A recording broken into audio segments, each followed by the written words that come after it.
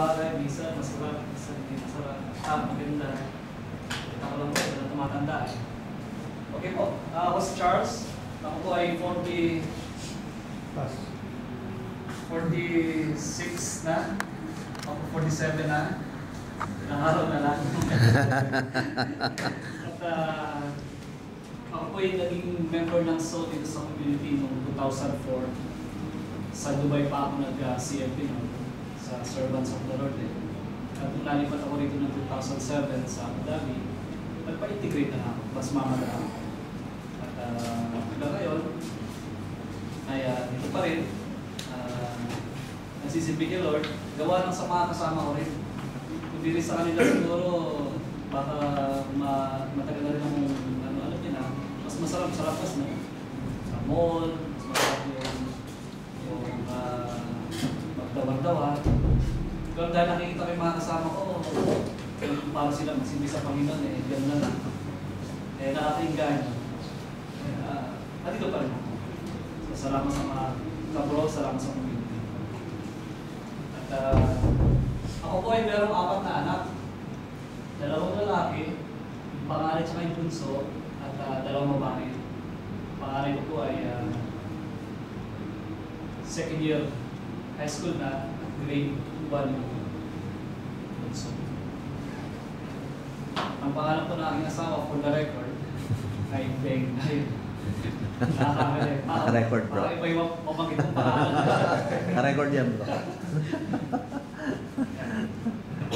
So, ang pag-uusapan po natin ay tungkol sa pang-4 na talk sa module, sa first module.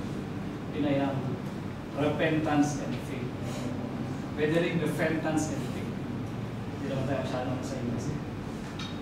Ready na yung ano ko para no speed siguro mga. Okay. Nabanggit kanina ni Tito Delps, brothers, yung first 3 talks sa ating module 1. That's love, who is Jesus Christ, at saka yung Pablo, what it means to be a Christian. Tanong ko lang po, lahat ba rin ay naka-attend yung first 3? Kasi nung netong libro na to, pinabanggit sa ating isang kabro na nagsasama raw siya ng 3 bago. Hindi ko alam kung nakasama siya ngayon dito. Meron bang bagong 3? Lahat ito yung mga original na... Meron po tayong isa, yung nag-fill up pa lang po ng form, si Brother Rex. Ray? Brother Ray. Oo. So, bigyan ko lang konti ulit. Paliwanag yung first 3 talks bago ko mag-ano. Na-make-up ka ba bro kanina? Hindi, brother. O hindi ko ulit summarize ko para sa... Para ako kung pumunta sa third number. Sa talk number 4. So, ulitin ko ulit. Talk number 1 is about God's love. Simple lang naman yung God's love eh. Kinanda ng Panginoon, yung mundo, sabi niya ng creation, this is good, nag-create siya ng liwanag, nag-create siya ng hayop, nag-create siya ng halaman, at lahat na sinabi sa creation niya, it is good, diba? At yung kahoy ng kinarate niya yung tao. Kumbaga, walang pinag-iba sa batang isisilang eh. Tayo mga magulang, alam natin yan, pag meron isisilang na bata, handa tayo rito, bili tayo ng drink, ayusin natin ng kwarto, bili tayo ng mga lampin, bili tayo ng mga sa dede. Pero din ang ginawa ng Panginoon, bago niya kinarate yung tao, hinanda niya muna lahat. Parang sabi niya, it is good. So lahat tayo ay good, basically. Ito naman si Satanas, iba yung definition niyang good. Sabi niya, iba ang good ko. So in-offer niya kay Eve, yung prutas, ang pinagbabawal ng Panginoon, yan ang good. Si Eve, hindi nakatiis, hindi nakatiwano, yung prutas, nagbago ngayon, pumasok yung original sin. Pero sabi niya, mapagmahal pa rin ng Panginoon. Hindi niya hinayaan ang tao mamatay dahil sa kasalanan. So ang ginawa niya, talk number 2, pinadala niya si Jesus Christ. Si Jesus Christ ang bukod tanging tao, nakapagligtas ng tao sa atin. Okay? So ang ginawa ni Lord, siya nagpasa ng lahat ng kasalanan ng tao para lang hindi tuluyang masira o mamatay sa libutan tayo. So pasok ni Jesus Christ, namatay siya, pero muling nabuhay. At pumasok yung talk number 3. Dahil nabuhay si Lord, marami sumunod sa Kanya. Ito na nabuhay yung Christianity, yung mga Kristiyano. So kabilang tayo sa mga sumusunod kay Kristo. Okay? So at least we should be proud na sinusundan natin yung tao muling nabuhay. Kasi sa lahat ng mga leaders, religious leader, na nag-proclaim ng kanilang religion, isa lang ang taong hindi na minatili sa kanyang sa kanyang libingan. Jesus Christ lang. Si Muhammad, ano pa rin ang kanyang buto. Si Buddha, ano pa rin ang kanyang buto. Pero si Jesus Christ, hindi mo makikita yung buto niya. Buhay siya. So yun ang sinusundan natin ngayon. So nabuo yung Christianity. At napalaganap yung religion. Yung Christian. Yun ang sinusundan natin. Pero yung Kristiyano nga sinabi, hindi yun yung Kristiyanong samahan na tipong dahil kami Katoliko, kami branded, kami Kristiyano kami. Hindi ganon. Ang Kristiyano yung ino-offer ng Panginoon, yung relasyon. Yung relasyon niya sa bawat isa sa akin. Parang walang pinagkaiba sa relasyon natin sa asawa. Diba? Meron tayong relasyon sa asawa. Meron din ang relasyon na binibigay ng Panginoon. Kasi ang Diyos naman, hindi lang yung sinabing spiritual eh. Person yan eh. Tandaan natin, isang Diyos pero may tatlong persona. So by being persona, person, parang ikaw, ako, person. Ganun na Diyos. Kaya pwede niyang i-offer yung personal na relasyon sa atin. Okay? So ino-offer niya ngayon yung personal na relasyon sa atin. Ang problema nga lang, paano ba natin makukuha yung personal relationship na ino-offer ng Panginoon? Dahil ang Diyos ay super bait, super holy, super linis, at tayo ay super makasalanan, kailangan may paraan para natin makuha yung relasyon niya para mag-build yung relationship. Ang nagpuputol sa relationship na yun ay yung kasalanan. Para mawala ang kasalanan, ito yung paraan para mag-build yung relationship natin sa Panginoon. Okay? In a personal way. Repentance and faith. Hindi ito dalawang topic. O sabihin natin talk number 4, tapos talk number 5, o talk number 4.1. Hindi. Parang isang topic lang ito sa talk number 4. Repentance and faith. Okay?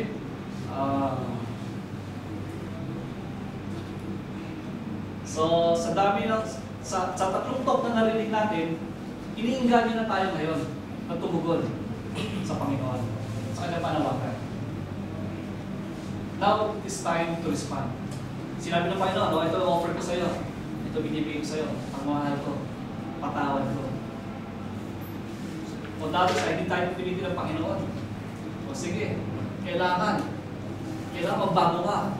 Kailangan ganito. Hindi yung pinupwesa kasi meron tayong free will eh. Ang hinihiling ng Panginoon, ito yung aking offer. Ano naman ang respond mo? Okay. So far, hopefully dito sa talk na to, maliwanagan tayo kahit kaunti. Alam ko na naman itong topic na repentance and faith eh, natalakit. Nadaanan na natin ito. Tayo yung mga nasa college, nasa high school, medyo re-review na natin ang content. Okay, so ang ating response is repentance and faith. Makikita yan sa Mark 1:14-15. Noong si Lord ay pumunta rito, 2,000 years, no? Siya ay nagkaroon ng public ministry when he was 30 years old. 30 na siya nagka-proclaim ng nagpahayag ng salita ng Diyos. Yan ang una niyang mensahe. Ang sabi sa Mark 1:14-15, sa Tagalog, no? Pagkatapos may binanggo ni Herodes si Juan, pumunta sa Galilea si Jesus at nangaral ng Ebanghelyo sa paghahari ng Diyos. Sinabi niya, naganap na ang takdang panahon at malapit na ang paghahari ng Diyos. Magsisi kayo at sampalatayanan ninyo ang Ebanghelyo. Sa English, repent and believe in the good news. So yung repentance and faith. Magkadikit yun, yung proclamation. Hindi sinabi niya, magbago na kayo. Hanggang doon lang. Hindi. Buong message niya, repent and believe the good news. So magkadikit talaga yun. We need to repent and reform our lives. Kailangan natin magbago. Sabi ko kanina, itong pagbabago na ito is hindi pinipilit yan. Naalala ko tuloy yung isang kwento sa Bible, isang passage sa Bible. Tinawag niya si San Mateo, si Matthew. Si Mateo, nakaupo siya sa kanyang lamesa, namumulekta ng tax. Tapos sabi ng Panginoon, sumunod ka sa akin. Sumayo si Mateo, sumunod kay Kristo. Tapos ang ginawa niya, napaparty siya sa bahay nila. Dumating din ng mga Pariseo at saka yung mga scribes. Nakita ng mga Pariseo, bakit si Jesus eh, nakikipag-inuman, nakikipagpartihan sa mga makakasalanan. Yeah? Ewan ko kung natatandaan niya yung eksena na yun. I-enjoy niya si Lord. Narinig niya yung comment ng mga Pariseo. Isa lang sinabi ni Lord. Sabi niya, those who are well have no need of a physician, but those who are sick, I have come not to call the righteous, but sinners to repentance. Hindi ko tinatawag yung mga mabubuting tao, tinatawag ko yung mga kasalanan. Kumbaga, ang offer natin, ang in-offer ni Lord ngayon, yung pagpapatawad. Nasa sa atin na yun. If we feel that we are righteous enough, o hindi na natin na kailangan ng pagpapatawad ng Panginoon, so be it. Hindi pipilitin yung Panginoon, hindi niya pagpipilit na kailangan mo bago. Pero kung tayo yung tipong makasalanan, at alam natin, meron tayong karamdaman dahil sa kasalanan, yun ang in-offer ng Panginoon, kagalingan sa atin. So, kinakailangan natin mag-repent and reform our lives kung alam natin na tayo ay makasalanan. Okay? Pangalawa naman, we need to believe in the gospel, have faith in Jesus Christ, and the message He brings. Kailangan, pagtapos natin mag-confess ng ating kasalanan, kailangan maniwala rin tayo sa Kanya. Alam niyo kung bakit? Walang pinag-ibero sa kwento sa Bible eh. Yung taong dilinis na ng Panginoon. Okay? So ang kwento roon, para roon ng bahay yan eh. Naglinis ka ng kwarto mo, maayos na. Tapos yung mga nakatiring mga masasamang spirito, nagsialisa na. Okay? Tapos itong mga spirito kung nagsialisan, walang mapuntahang ibang lugar. So naisip ng masasamang espiritu, ba't hindi ko kaya balikan yung dati kong bahay na pinagtuluyan? So bumalik siya. Kung pagbalik ko sa bahay, nakita, ang linis-linis na, ganda-ganda na. So ginawa, kung demonyo yung umalis, sampa siya ng marami. Pastor sa bahay, lalo nagulo yung bahay. Parang sinasabi tayo mga kapatid, kung tayo nagsisila sa Panginoon, hinapin natin mga salamin tayo, kailangan may mag-pick up dyan eh. May magpuno. Otherwise, kung hindi natin pupunuan yan, baka may magpuno. So, ibig sabihin, pag tayo nag-confess sa Panginoon, at the same time, kailangan din natin sumunod sa Panginoon para hindi mapapakati yung puso natin, isip natin. So, dual action talaga yun. Yung faith, at yung repentance. Maliwanag? Nakikindihan pa? Repentance and faith go together. Kasama yan. It is a double action response. We cannot just have one without the other. Okay. To just reform our lives is an inadequate response to God. Kung babaguhin lang natin ang ating buhay, na hindi tayo naniniwala, kulang. Maraming taong nagsisisi. Bakit sila nagsisisi? Dahil, kung personal reason yan, dahil na-guilty ako eh. Nabuko na ako, nahuli na ako, nahiya na ako, nagkahiya na. Hindi na gagawa ng masama, di ba? Dahil sa guilt, kaya sila nagsisisi. At the same time, dahil guilty sila, para yung kanilang reason para magbago is self-centered lang. Okay, pag hindi ka naniniwala sa Panginoon, ang pagsisisi natin ay self-centered lang. Nagkahiya na eh. Halimbawa, nagkanakawan. Okay, nakahuli yung magnanakaw. Nagsisi yung magnanakaw. Nagsisi siya. Dahil siya nagsisi, dahil nahuli. Ibig sabihin, nahuli lang ako eh, kaya ako nagsisisi. Pero chances are, dahil sa pagsisisi niya, kung hindi siya siguro nahuli, nagawa po ulit siya. Nasusunod, naman ako nahuli. Walang repentance doon. Nag-repent lang siya dahil naramdaman niya, nag-guilty na siya. O nagkasubuan na. So ang pagsisising tinutukoy natin dito, yung dual response. Magsisisi tayo, at the same time, maniwala sa Panginoon. So kailangan, pag nagsisi tayo, maniwala rin tayo sa Panginoon. Magkaroon din tayo ng pananampalataya. Paano naman kung naniniwala lang tayo at hindi tayo nasisisi? Hindi rin po pwede yun. Kasi kung naniniwala lang tayo sa Panginoon at hindi naman tayo nagsisisi sa mga kasalanan natin, meron tayo tinatawag na split level Christianity. Alam mo yun? Pilipinas, ilang percentage ang mga Katoliko? 80? 70? Ang daming Kristiyano, ang daming Katoliko. Bakit ang dami pa rin corrupt? Bakit naghihirap pa rin ang Pilipinas? Bakit ang dami pa rin nakakalusot ng mga ano? Yung paniniwala natin bilang mga Kristiyano, mahirap i-apply. Mahirap gawin, mahirap sa buhay. Katoliko nga ako, pero yung pagnanakaw naman sa akin, normal lang. Yun ang sinasabi rito. To simply believe without doing anything to reform our lives, to become pleasing to God, is also inadequate. Kulang pa rin. Kung talagang naniniwala tayo sa Diyos, alam natin itong mali, dapat gagawin natin. Dapat magbago natin. Kasi kung head level lang laging paniniwala kay Lord, may problema. Dalawang ating pagkakaalam. Pagkakaalam natin, okay lang mag-uwi. At the same time, magsimba ko ito yung ko. Okay lang mag-uwi ako ng Common sa Pilipinas, sa opisina. At the same time, madalasan ako ng rosaryo. Hindi dapat gano'n. Kung tayo naniniwala sa Panginoon, dapat alam din natin, kung masama na ito, hindi ko gagawin. Yung natutunan kong paniniwala ako sa Diyos, ay nai-apply ko sa buhay. At kung ano mali na nakikita ko sa buhay ko, dahil sinabi ng Panginoon, babaguhin ko. Kaya repentance and faith, lagi magkadikit yan. Okay? Hindi naman.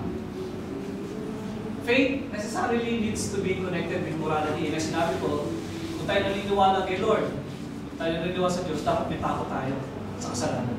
Actually, hindi dapat takot. Dapat galit tayo sa kasalanan.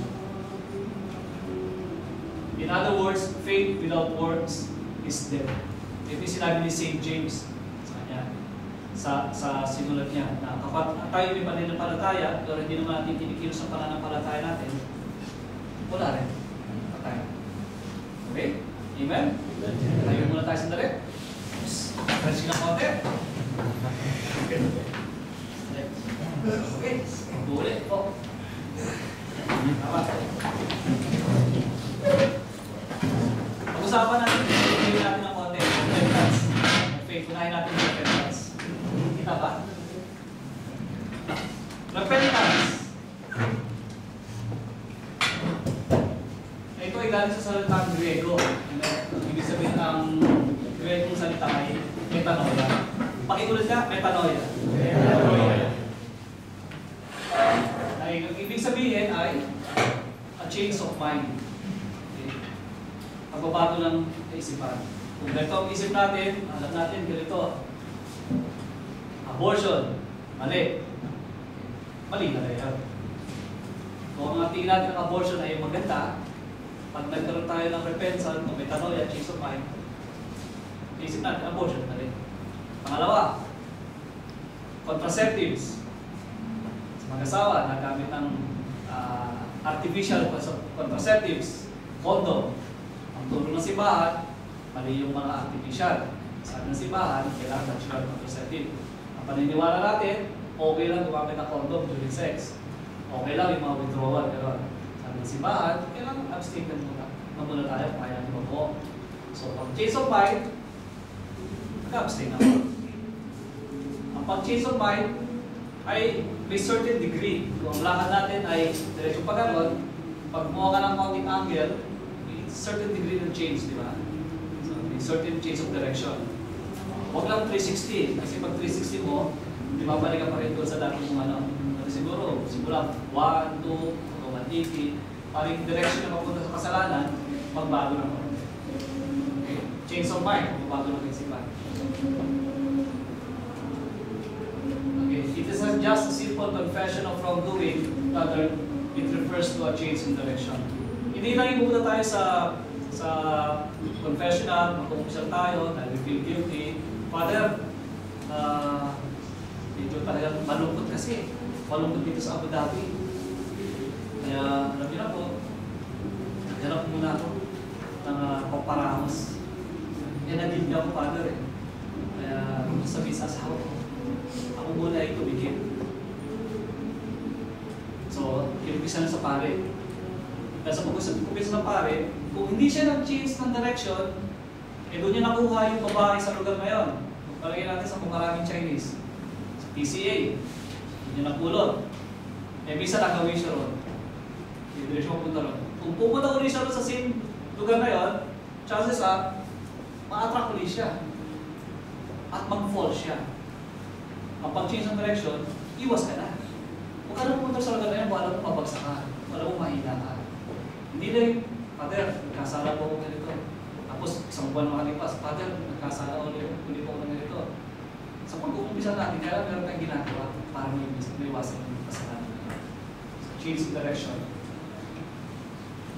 More specifically, repentance means turning away from our sin, evil, wrongdoing, and running your own life. Unahin mo natin yung sin, evil, and wrongdoing. Ang guidelines natin para makaiwas tayo sa mga kasalanan, yung 10 Commandments ng Panginoon na binigay sa atin. Okay? I-review natin ng konti yung commandments. Simulan tayo siguro sa number 5. Number 5 is thou shalt not kill. Papatay. Pero sabi ng Panginoon, kapag nagalit ka lang sa kasamahan mo sa opisina, at dahil ikaw ay mataas ang posisyon, at nagkamali siya, at sinabihan mo ng bobo, wala kang alam, at pinagbumura mo na, o kaya nilahis mo na, para na rin natin silang pinatay, di ba? So, iwas tayo sa mga galaw, natin mga hot-tempered. Kung bigla lang nagkamali, o bilang natudyukan, bigla lang naloko, biglang umigit ang agad ang ulo. So, iwas tayo sa mga galaw, yung sinasabi ng Panginoon, thou shalt not kill. Thou shalt not commit adultery. Di ba? Hindi lang yung pag-commit ng adultery, kung meron ka talagang kasamang nakuha babae. Sabi sa thou shalt not commit adultery, once na tumingin ka lang sa babae, may pagnanasa, nagkasala ka na rin ng adultery. Di ba? So, kumbaga, kailangan natin disiplin ng ating isip at saka yung ating mata. Nakwento ko dati sa mga kasama ko, ako ang weakness ko pag ang babae, nakatalikod at mahaba ang buhok. At ako medyo, alam nila, weakness na lalaki sa akin, yun babae at mahaba ang buhok. Buti na lang, yung isang kasama namin dito, si Tata, yung medyo malang tao, haba ng buhok nun. Kaya, pag ako nakakita ng kahit mahaba po, iniisip ko, kontrol na lang namin yun. So, si Tata. Yung mga gumagawa ko ng paraan para ikaw mag-fall sa weakness ko. So, thou shalt not commit adultery, pagtingin lang tayo sa babae kung may pagkakasa, o kaya, iba yung pag-appreciate ng beauty, Iba yun. Pero yung pag-appreciate ng beauty at the same time, ano yan? Gusto people ka ba? Kahit di naririnig, pero sa loob mo, wow. Kasalanan yan. Ayaw rin na commit adultery. Thou shalt not kill, thou shalt not steal, thou shalt not steal. Yung mga pakupit-kupitan sa opisina, kung ginagawa pa natin yun, part na rin yun ng pagnanakaw. Thou shalt not bear false witness, yung sasabi ng masama sa ibang tao, pero pag nakatalikod siya, chismis pa nag-uusapan natin sa opisina dahil absent si ganito Oo, yan talaga ang trabaho yan. Takot talaga yan. Papetik-petik lang yan. Yeah. Minsan, din na tayo mga Pilipino. Porque alam natin mga Pilipino, medyo pagdating sa trabaho, porsigido, di ba? Tapos, paano lang natin siguro i-treat o kaya i-label yung mga ibang lahi.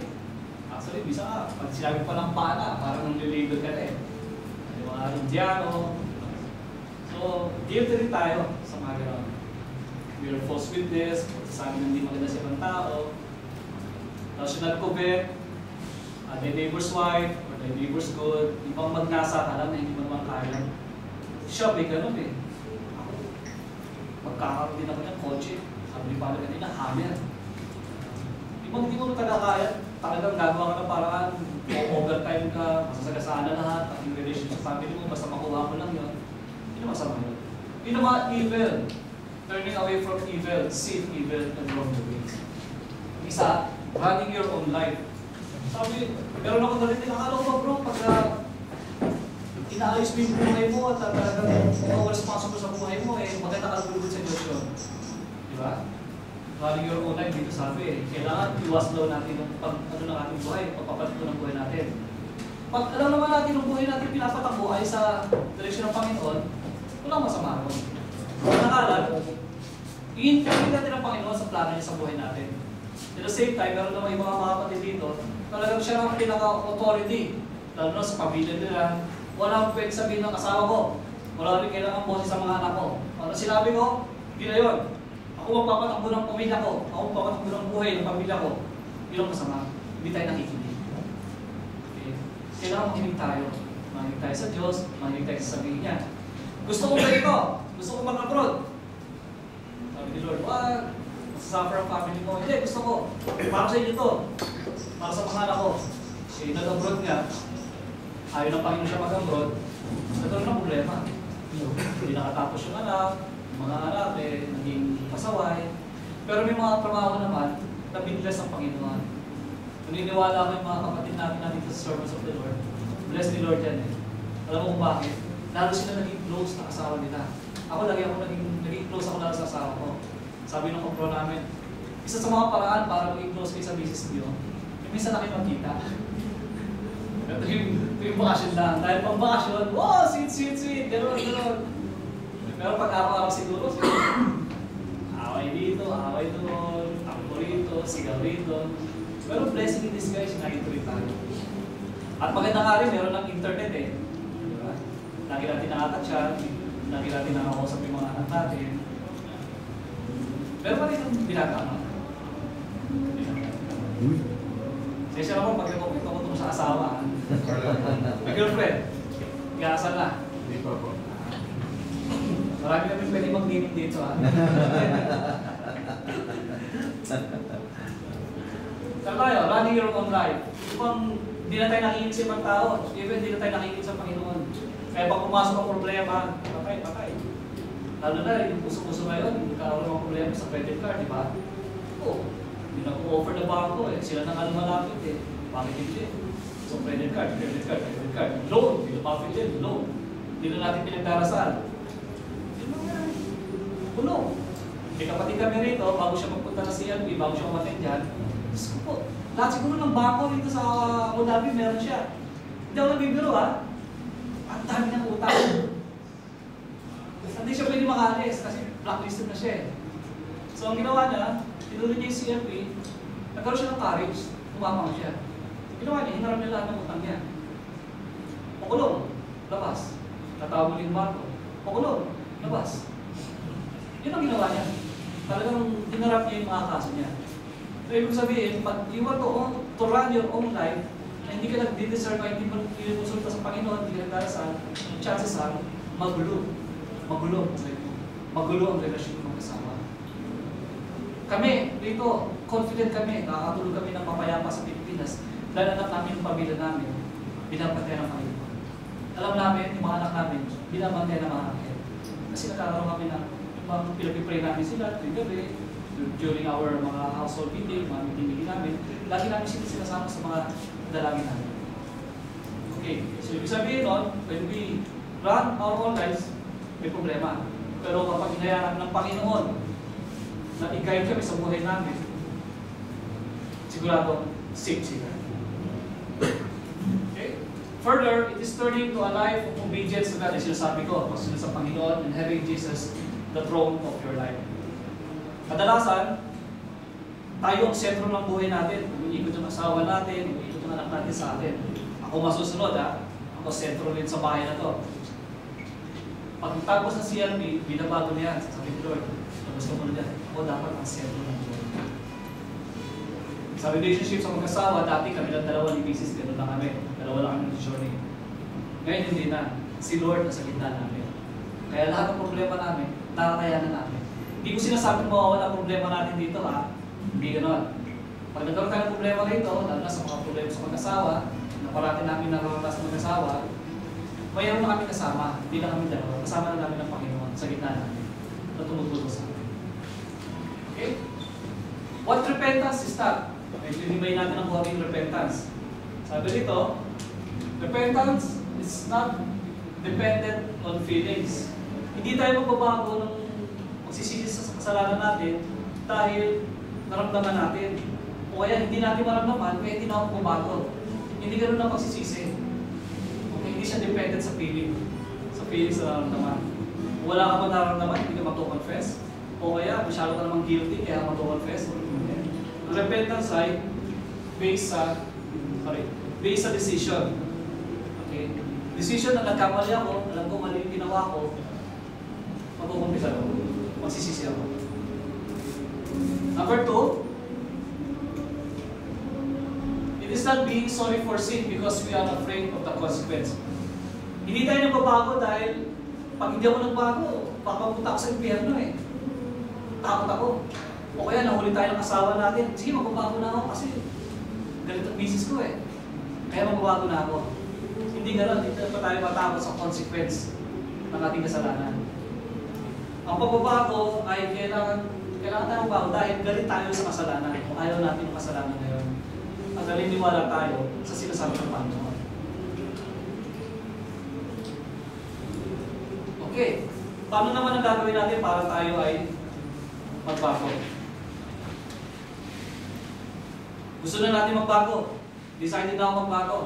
Hindi ko man nararamdaman, magbabago pa rin ako. Kailangan ko pa rin magbago, kailangan ko pa rin mag-confess. Una-muna, paano natin gagawin yan? Kailangan natin maging honest. Maging totoo sa sarili natin. Nabasa ko sa isang libro, ewan ko kung kilala niyo ito, si Rick Warren. Hindi siya sinulat na magandang isang... Anong title ng book na yun, bro? Kay Rick Warren. Anyway, famous yun eh. Best-selling. Si Rick Warren, isa sa mga Christian author.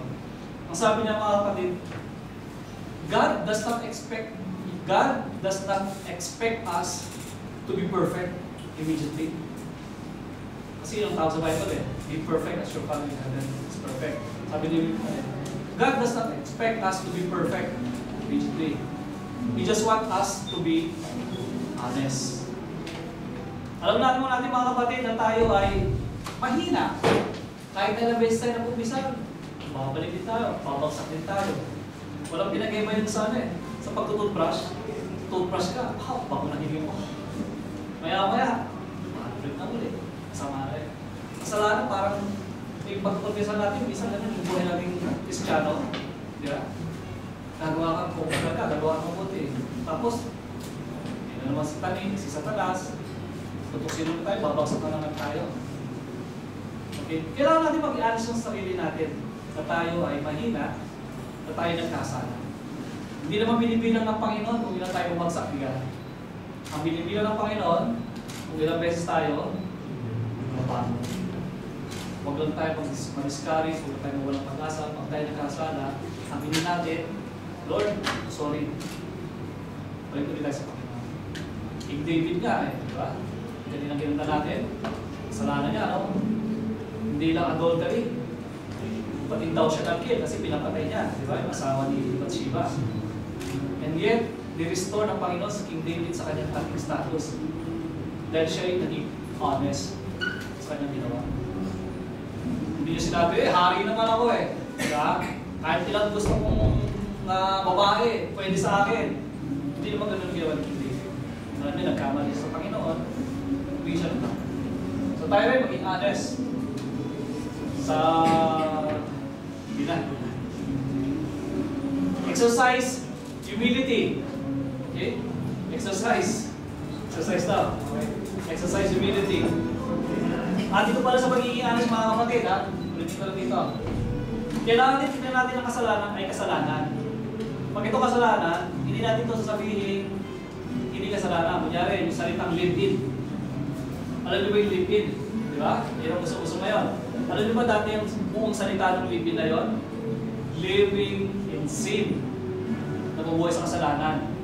Eh medyo nagbago ng panahon ngayon, yung live-in, sinorkat na lang. Naging living. Tapos naging live-in. Pero yung living in sin, na tayo live-in, original yan, living in sin. So mga naging-living ngayon, actually, they are living in sin. Nabubuhay talaga sila sa kasalanan. Dahil naturo ng simbahan, bawal magsama, bawal magkaroon ng relasyon, bawal magkaroon ng sexual intercourse, at hindi kasal. Kasi sila, live-in. So, live-in, pag kasalanan talaga, pag spade, pag puti, pag itig. Hindi natin sabihin, growing experience, lalo na yung mga, alam kita rin ko yun, habang lumalaki yun, binyan ka na ba? Mga antrabinan, binyan ka na ba? Ibig sabihin, nakakim ka na ba? Hopefully, hindi natin sinasabi sa mga anak natin, binyan ka na ba? Nabinyan ka na talaga ako, nung bata ako. Di ba? May hinimot sa kaninang pa ako Pero yung binyan na sinasabi mong iba yun.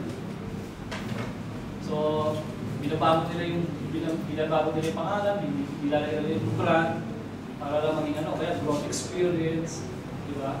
Di sa Abu Dhabi, hindi ko pa naranasan magkaroon ng girlfriend Yung asawa na ako na mga experience kaya magkaroon ng number 2 o girlfriend o mga iba. Marami akong kakilala sa flat namin gano'n eh. Mga girlfriend. Pero sa akin eh, kasalanan. Ayoko masira ang relasyon ko sa asawa ko. Ayoko masira ang relasyon ko sa Diyos. So, be honest. Number 2 ay exercise humility. Ito mga kapatid, pag-exercise ng humility, sa totoo lang, ayaw ng kalaban to eh. Sabihin niya, kung nagpukumisan, magpato ka muna. Pero actually, sinasabi ng kalaban, delay mo lang yung pag-uumisan mo. Kasi maraming magkakaw kalukuhan. Tayo naman mga kapatid, alam natin mahina tayo, alam natin papagsak tayo. Kaya nga, naandyan yung sakramento ng kumpisan. Hindi lang para magsabi tayo ng kasalanan, kundi para bigyan tayo ng grasya. Yung sakramento na yan ay avenue yan, lugar yan para magkaroon ng grasya tayo. So the more na mag-confess tayo, the more magkakaroon tayo ng grasya. Hindi yan parang garbage disposal, yung confessional box. Hindi yan sabihan ng mga masama, and then pag alis mo, malinis ka na. Hindi. Yan ay parang fountain kung saan tayo makakuha ng lakas sa Panginoon. Parang misa, nakakuha tayo ng strength. Ganun din yung sacrament of confession. Anyway, yung sacrament of confession na yun, hindi discuss pa rin yan. Malapit na yung ating sa mga iba pang mga modules. Exercise humility. Number 3, i-ads na tayo, nagpapababa na tayo, at ngayon, it's time na pagkaroon na tayo, yung bang pagkaroon ng sin. Ito lang iiwasan natin kasi bisa narinig nyo, meron akong mga paborito kasalanan na dapat kong iwasan. Huwag nyo gagawin yung word na favorite. Kasi by the term na favorite sin, parang masyadong yung binibaby, kasalanan. Okay. Renounce sin, a sin, hate sin. Hindi natin tawag siyang favorite sin. Okay? Ask God's forgiveness. Ito na inalapit tayo. At gano'n mang kalaki yung kasalanan natin mga kapatid. So, siguro meron tayong mga kandidato dito, mga politiko, at nakapatay silang tao at nakamurakot sila. Sabi sa 1 John 1, first letter of John, first chapter of chapter 9. Sabi ron,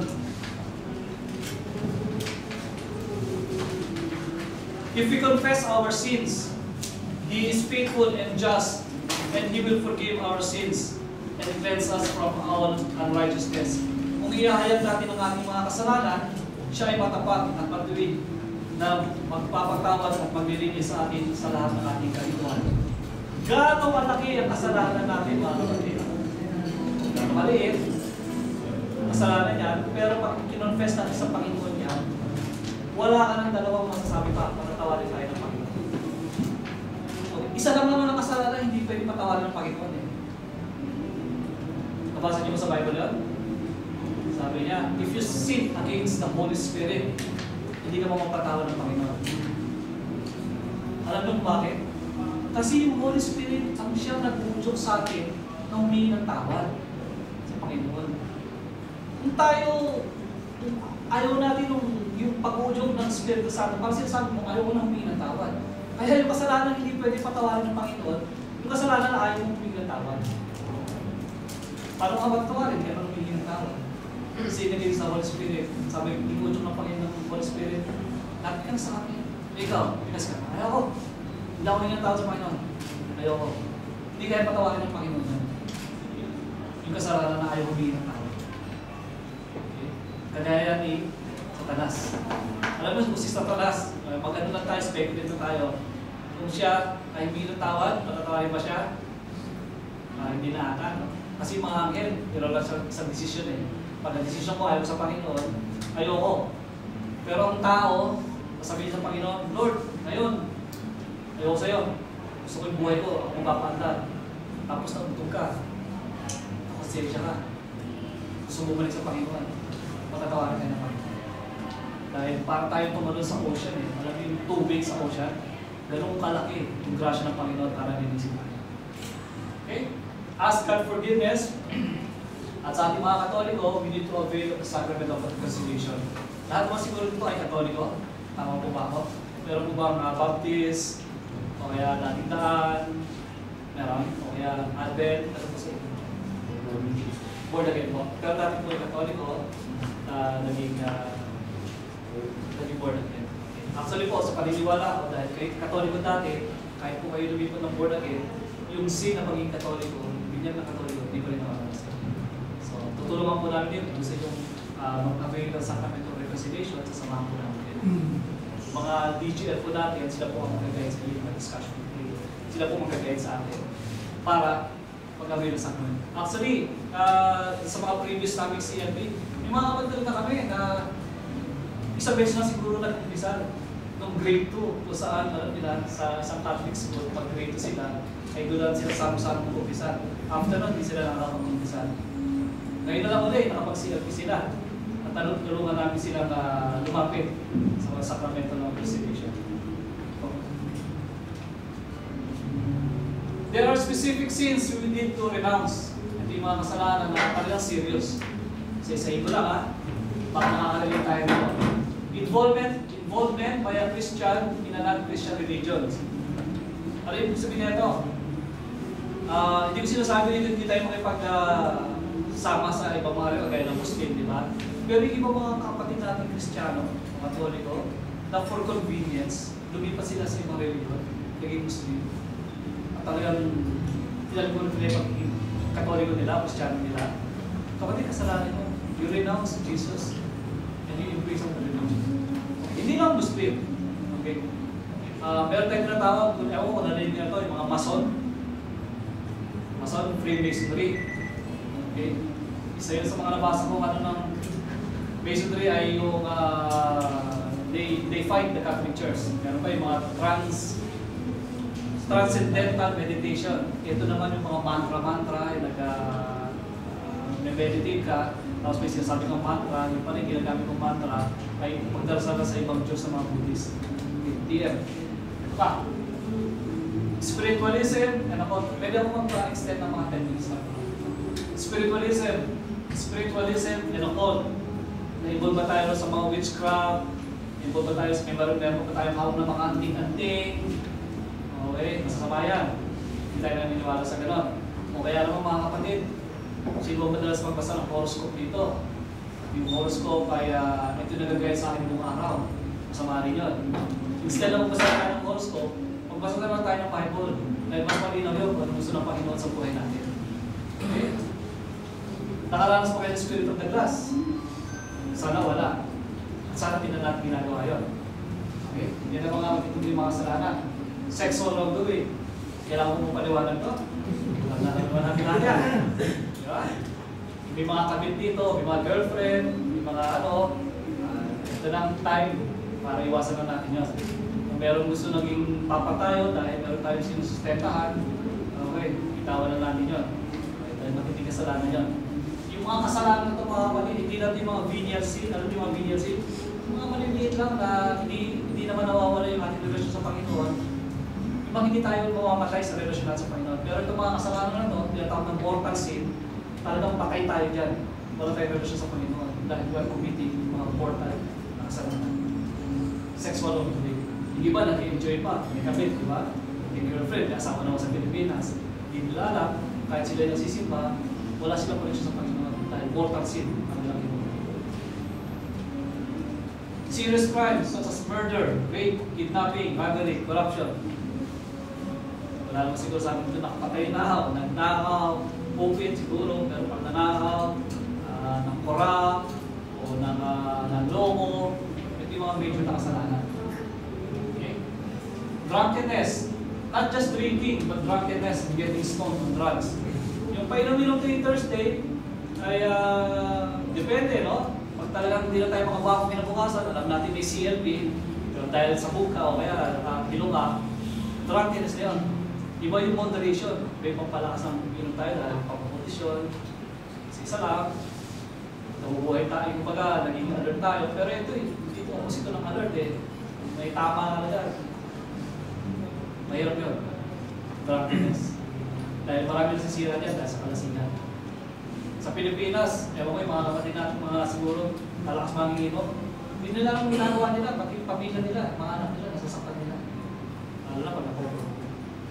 Sa atin naman dito sa Abu Dhabi, since limited yung ating pag-kuha ng alak, tatawag ka lang, di ba? Tapos may mag-text na sa'yo. Alam ko yan eh. Miss call ka lang. Tapos tatawag sa'yo. Okay na. Bro. Yan. Ito ang video. Alam mo dito sa Service of the Lord, may inuman din naman kami. Tuwing Lord's Day, meron kami inuman. At meron kami activity, nag-iinuman din kami. In moderation nga lang. Remember that the point here is not to feel bad about yourself for past sins, but to decisively turn away from them. Hindi yung ma-feel guilty tayo, yun na, kundi talagang bumalik tayo sa Panginoon. Okay?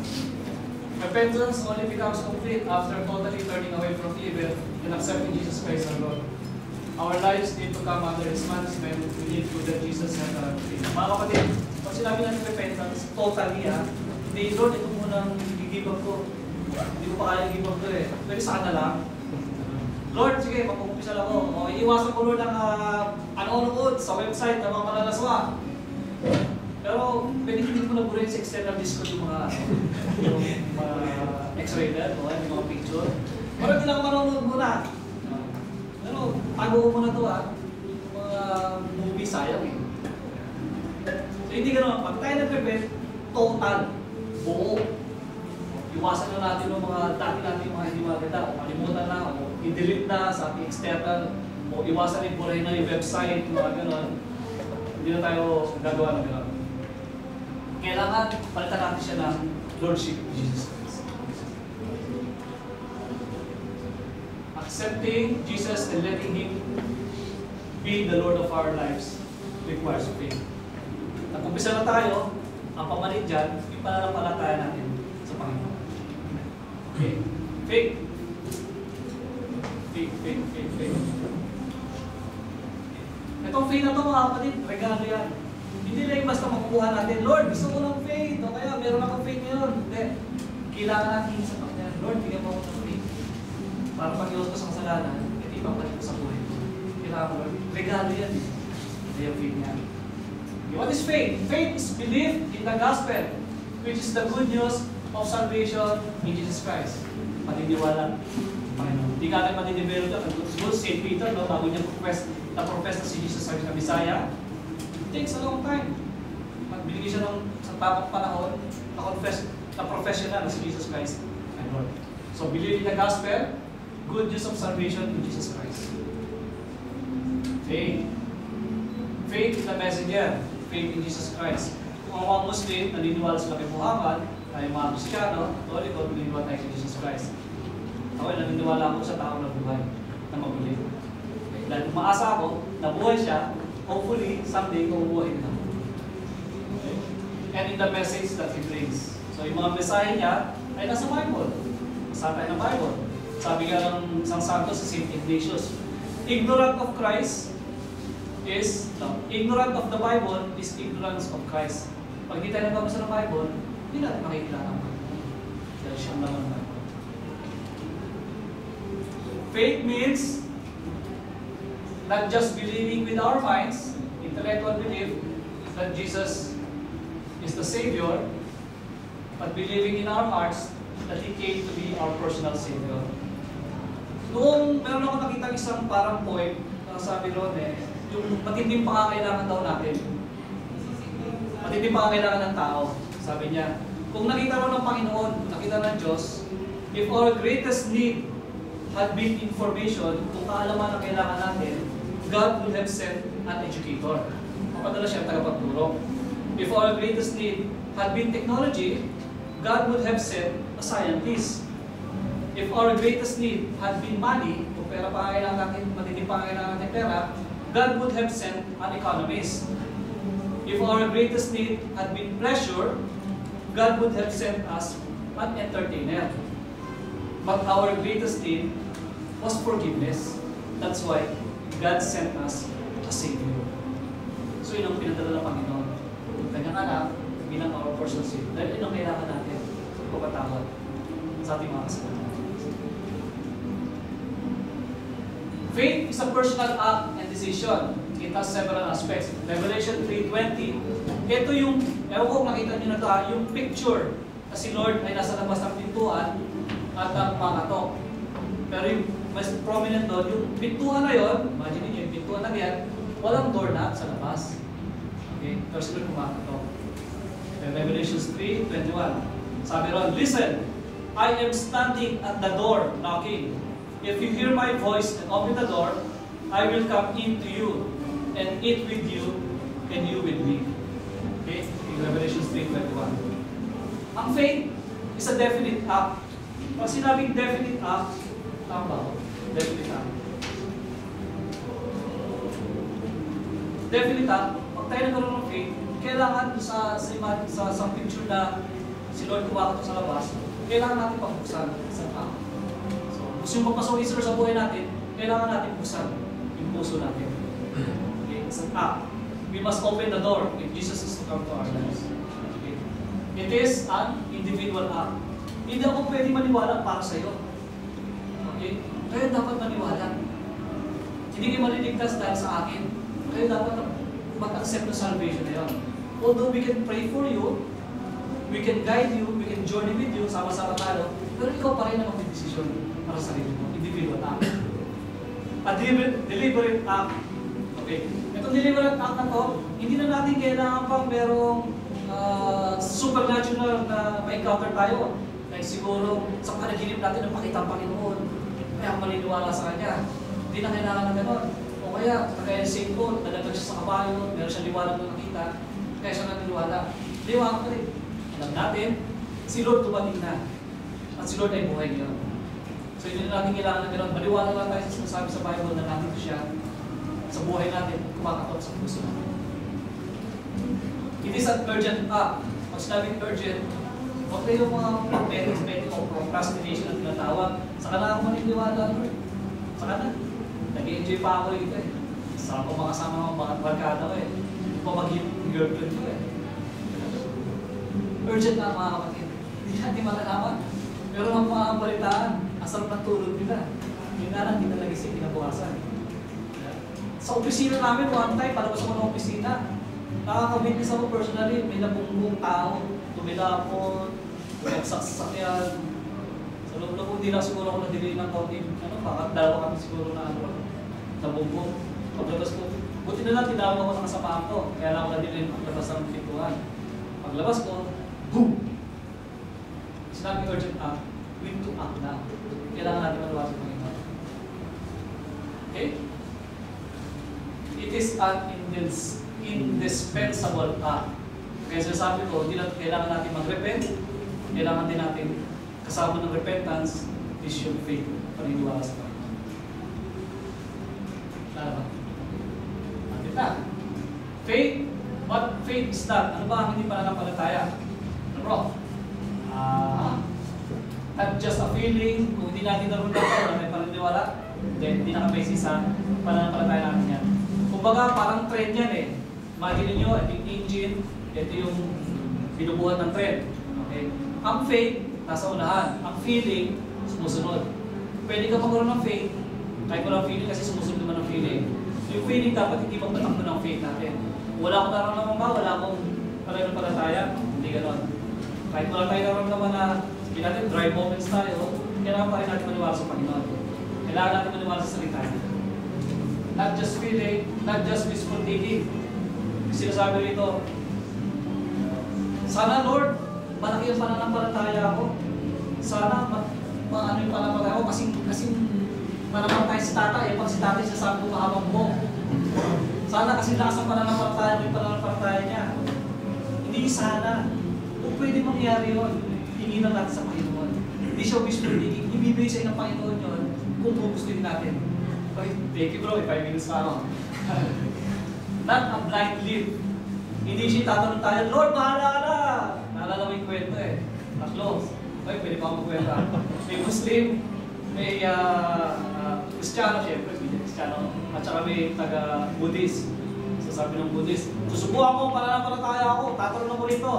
At pag sinigaw ko yung pangalan ng aking Diyos, hindi ako mapapahamak. So talo ng Buddhist, bagay niya, ano siya? Sabi niya, Buddha, Buddha, Buddha! Nangyari sa kanya, pagtanong niya na gano'n, nag-float siya. Bukok siya na saint. Talo din kung Muslim, ano siya? Sa gitna siya, sinigaw yung pangalan ni Muhammad, Muhammad, Muhammad, Muhammad! Imbis na, lumire siya, nag-float din siya. Ito na yung Kristiyano nga ako, ano siya agad. Sa gitna siya, sinigaw siya, Jesus, Jesus, Jesus! Wala nangyari, tumidiretso ko rin siya. Jesus, Jesus, Jesus! dire-diretso ko rin. Bula! Flow siya. Ano nangyari eh? Tumahan pa lang pala tayo. Tumawag na lang na ibang Diyos. Di ba? Hindi siya blind lead. Kasi, kagaya ni St. Peter, nung siya ay tinawag ni Lord na, sige, maglakad ka sa tubig, hindi siya lumubog. Dahil nagtiwala siya sa salita ng Panginoon. Nung siya na-distract ng ibang mga lumubog si St. Peter, hindi ka sa tubig. Ang sa atin, hindi tayo tumatuloy na wala natin kinakapitan. Kinakapitan natin ang salita ng Diyos. Yun ang panangahawakan natin sa ating pananampalataya. Sinabi ni Lord, yun ang masusunod. Hindi yung iniisip ko, yung sinabi ni Lord. Okay? God has promised us new life. Faith is accepting that life and letting God show us how to live it. We must be willing to do whatever God wants us of us and not to be doing. Ito yung habol natin sa Christian Life Program, yung bagong buhay. Makukuha lang natin yan kapag meron tayong pananampalataya sa Kanya. Alam niya, kaya niyang baguhin ang buhay natin. Ang buhay na talagang gulo-gulo, ayaw ko na nito. Gusto ko yung buhay sa Panginoon. Na meron akong lakas na may pagkukunan ang Panginoon Diyos. Consequence of repentance and faith. Kapag meron tayong repentance at meron tayong faith, Acts 16:31. Sabi sa Acts, believe in the Lord Jesus Christ, you and your household will be saved. So pag meron tayong pananampalataya, tayo nagsisi, meron tayong salvation, kaligtasan sa kasalanan, kisatanas, at sa kamatayan. Meron din tayo kapatawaran at buhay na walang hanggan sa Panginoon. Itong buhay natin dito, dumadaan lang tayo, tumatawid lang tayo. Habol natin yung eternal life with God. Okay? Luke 9:11, 9-13. Ito yung pag tayo na karoon ng pananampalataya at repentance, lahat ang hinihingan sa Panginoon, ibibigay niya. Ask and you shall receive. Pero ang gusto niyang ibigay talaga sa atin, yung new life in the Spirit. Yung buhay sa Espiritu Santo. At sa mga susunod na module, mag-uusapan yung life in the Holy Spirit. Okay? We can pray for greater release of the power of the Holy Spirit in our lives. Lalo pang panalawin itong power of the Holy Spirit. Mga gifts dyan ibibigay sa atin. Pero bago nga lang natin matanggap yun, kailangan malinis sa ating puso. Pag meron pa nakakapag-occupy ng ating puso ng kasalanan, hindi makakapasok ang Holy Spirit. So kailangan malinis mo na yan bago mo palitan ang Holy Spirit. Okay? Uy, tara. Salamat po. 2,000 years ago, Jesus sounded the call to repentance and faith. Pareho lang, walang pagbabago, ulit na lang sa Panginoon. Nung panahon niya, hindi pa rin ang panawagan sa atin ngayon. Okay? And as we respond positively, God promises salvation from sin, forgiveness and reconciliation, eternal life, and the power of the Holy Spirit for our lives. Accept the challenge to repent and believe in Jesus. Yun ang in-offer niya sa atin. Hindi tayo natawad, tuliwala kayo sa akin. Then take God up on His promise and expect to experience the peace and joy and power of the Lord in our lives. Pag binigay natin ang buhay natin sa Panginoon, mga kapatid, isa sa mga magandang nangyari sa buhay natin. At ito sa mga pagkakataon na lalo pa tayong baguhin ng Panginoon at bigyan pa ng kanyang mga biyaya at kanyang grasya. Hindi lang po, nagtatapos sa akin ito. May God be praised.